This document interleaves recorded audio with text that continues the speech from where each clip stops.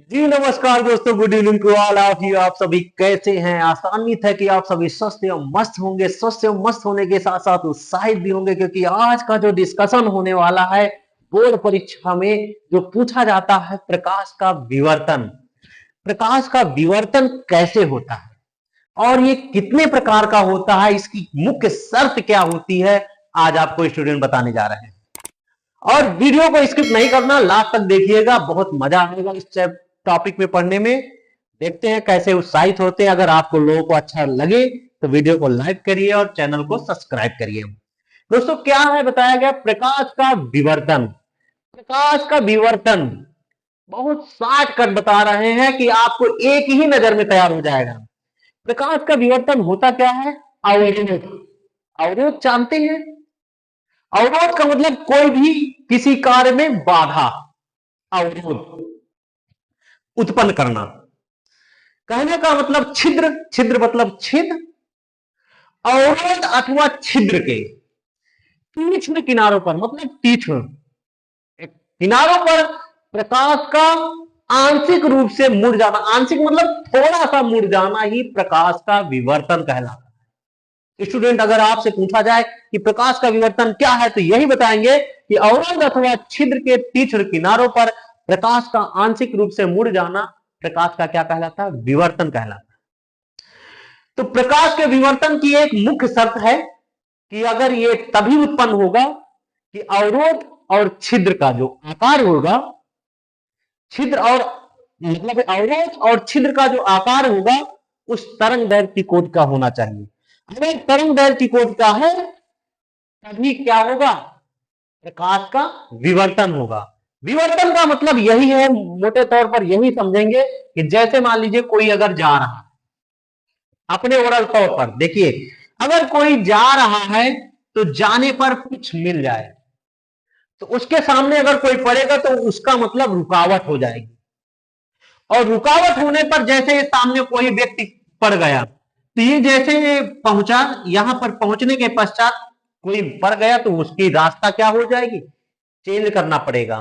तो इसको ये छिद्र के तीक्ष्ण किनारों पर यहां से मुड़ जाना, ये यहां से मुड़ जाना ही प्रकाश का विवर्तन कहलाता है। तो कुल मिलाकर आप यही समझेंगे, जैसे ये प्रकाश चल रहा है लेकिन कुछ पड़ जाए तो उसके कहीं ना कहीं माध्यम से बदल जाना, बदल कर निकल जाना ही प्रकाश का विवर्तन कहलाता है। या फिर ये कह सकते हैं कि जैसे हम लोग ऐसे जा रहे हैं अपने तात्पर्य से, तो आगे कोई नाली पड़ जाए तो नाली से बगल से निकलना पड़ता है, तो वहां पर वो बाधा का काम करता है और वो उत्पन्न कर देता है। तो आप यही समझेंगे कि अवरोध अथवा छिद्र के तीक्ष्ण किनारों पर प्रकाश का आंशिक रूप से मुड़ जाना विवर्तन कहलाता है। यही लिखेंगे, अवरोध अथवा छिद्र, छिद्र के तीक्ष्ण किनारों पर, तीक्ष्ण किनारों पर, किनारों पर प्रकाश का आंशिक रूप से मुड़ जाना, आंशिक रूप से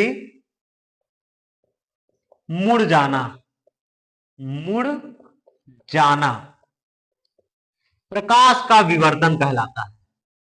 प्रकाश का विवर्तन कहलाता है, विवर्तन कहलाता है। आप यही जानेंगे कि अवरोध अथवा छिद्र के तीक्ष्ण किनारों पर प्रकाश का आंशिक रूप से मुड़ जाना प्रकाश का विवर्तन कहलाता है। इसकी मुख्य शर्त क्या है? इसकी शर्त यह है, ध्यान दीजिए, कि अवरोध अथवा छिद्र का आकार प्रकाश की तरंगदैर्घ्य कोटि का होना चाहिए। अवरोध अथवा छिद्र का आकार, छिद्र का आकार कितना होना चाहिए? प्रकाश की तरंगदैर्घ्य की कोटि का होना चाहिए। प्रकाश की तरंगदैर्घ्य की कोटि का होना चाहिए, कोटि का होना चाहिए। ये इसकी क्या है? मुख्य शर्त है। ध्यान दीजिए। अब बात आती है कि इसमें पूछा जाता है कि प्रकाश का विवर्तन कितने प्रकार से होता है।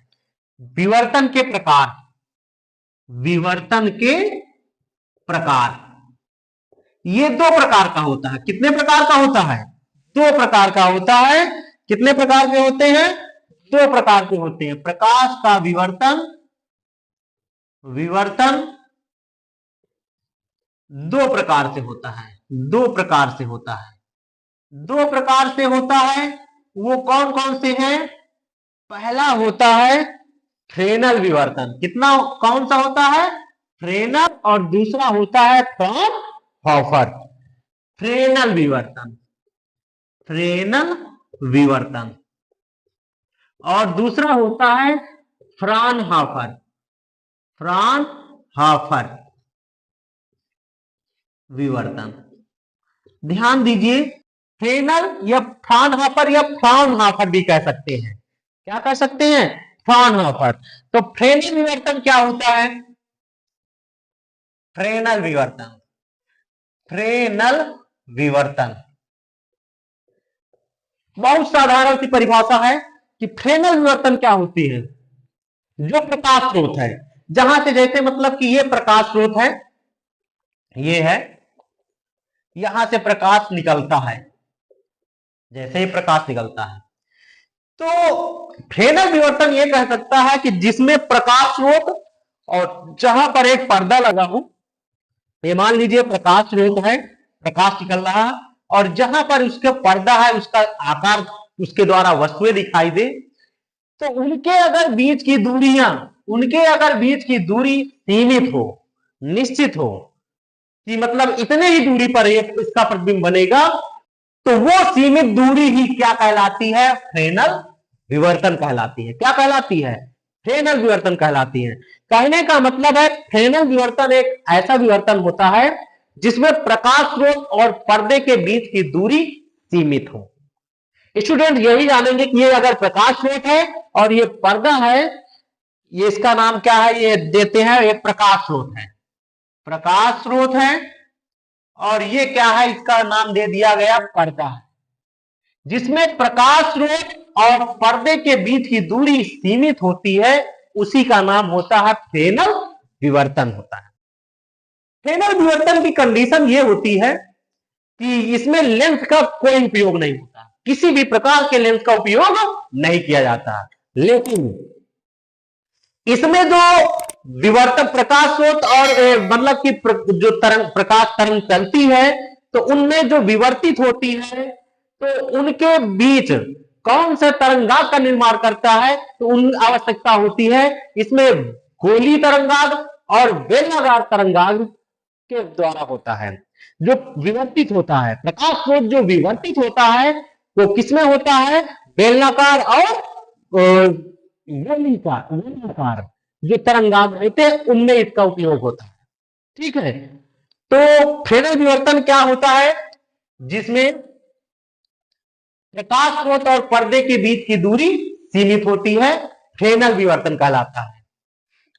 जिसमें प्रकाश स्रोत, प्रकाश स्रोत और पर्दे के बीच की दूरी, पर्दे के बीच की दूरी, दूरी सीमित होती है, सीमित होती है,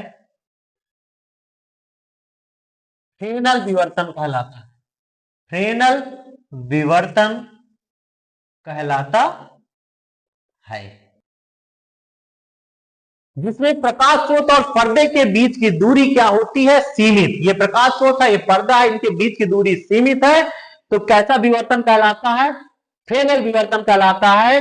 इसमें लेंस का उपयोग नहीं होता है, लेंस की आवश्यकता नहीं होती है, आवश्यकता नहीं होती है।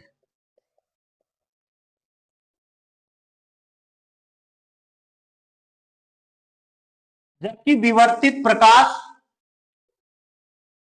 विवर्तित प्रकाश, विवर्तित प्रकाश कैसे होने चाहिए? गोली तथा बेलनाकार होने चाहिए। का तरंगाग्र, तरंगाग्र बेलनाकार अथवा गोलाकार होना चाहिए, अथवा गोली होना चाहिए, गोली होना चाहिए। कुल मिलाकर आप यही जानेंगे कि इसमें सीमित दूरी होती है। और दूसरा क्या होता है, फ्राउनहोफर। फ्राउनहोफर विवर्तन क्या होता है?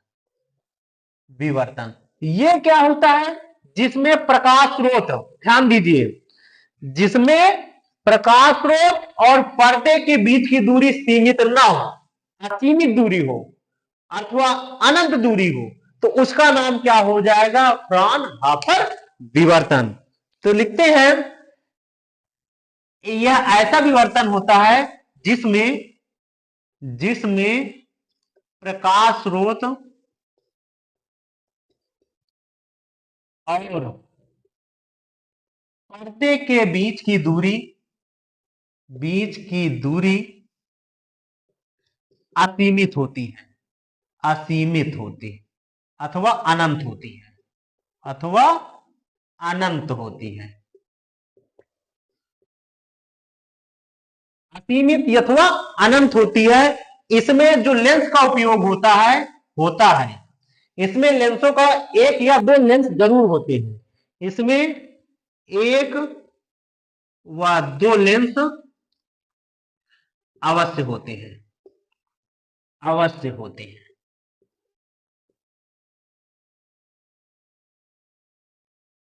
विवर्तित जो प्रकाश की तरंगाग्र होती है वो समतल होती है।